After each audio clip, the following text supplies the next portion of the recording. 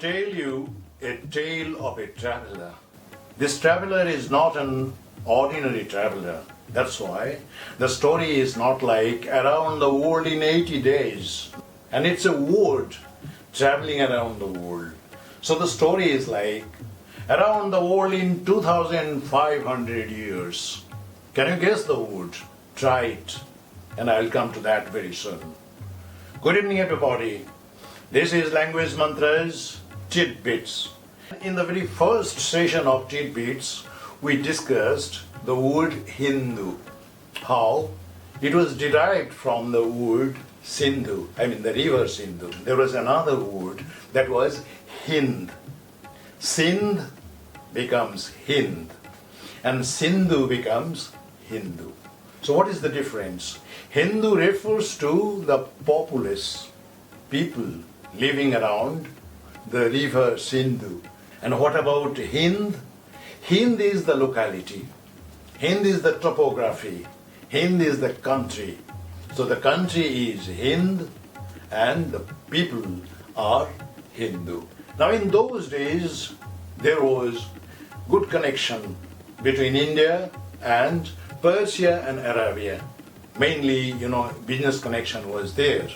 And those people used Sindhu as Hindu and Sindh as Hind. In Persian language, they spelled like this: He, Noon, Dal. That means H, N and D. And in the pronunciation system of the Persian language, this becomes Hind.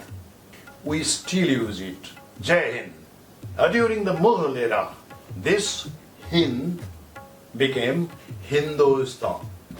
In many European languages, there was a tendency to drop the H or as sound.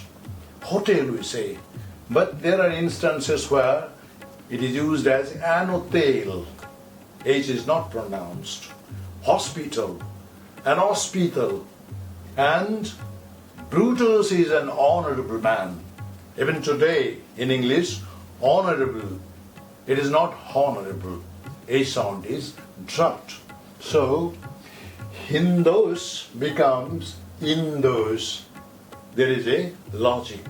And another name was there, that is Indica.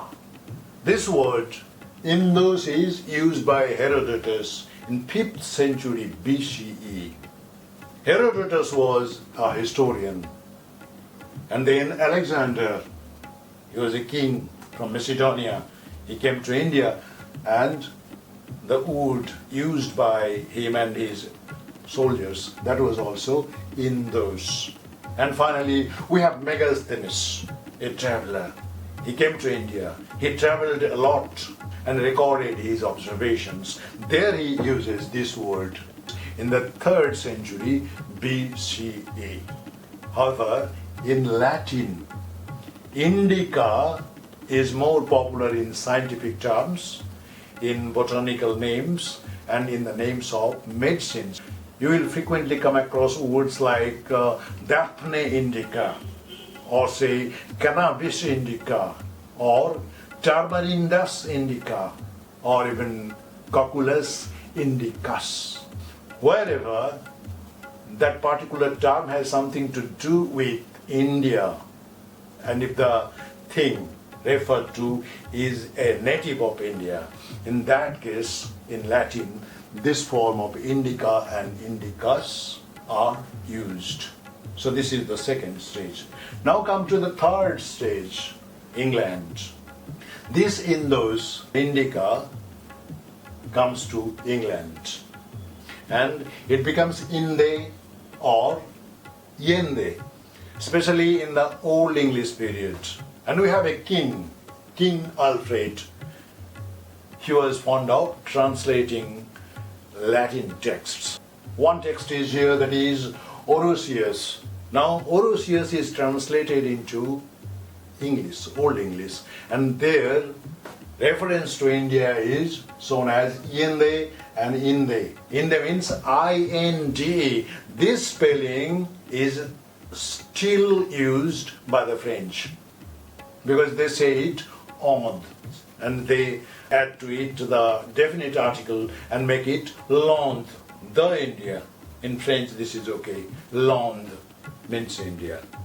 And finally, at the end of the 16th century and in the beginning of the 17th century, we have the exact word that is India.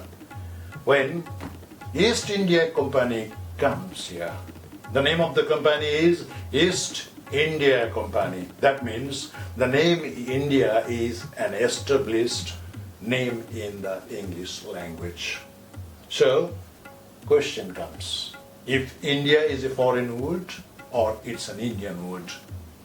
Okay, we don't want to argue much on its politics.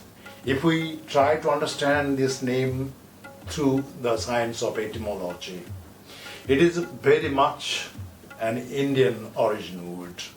But because of its long travel around the world, through Persia, Arabia, then Greece, then Italy, then England, the appearance of the Indian word changed much. So that way we can explain that India is not altogether a foreign word.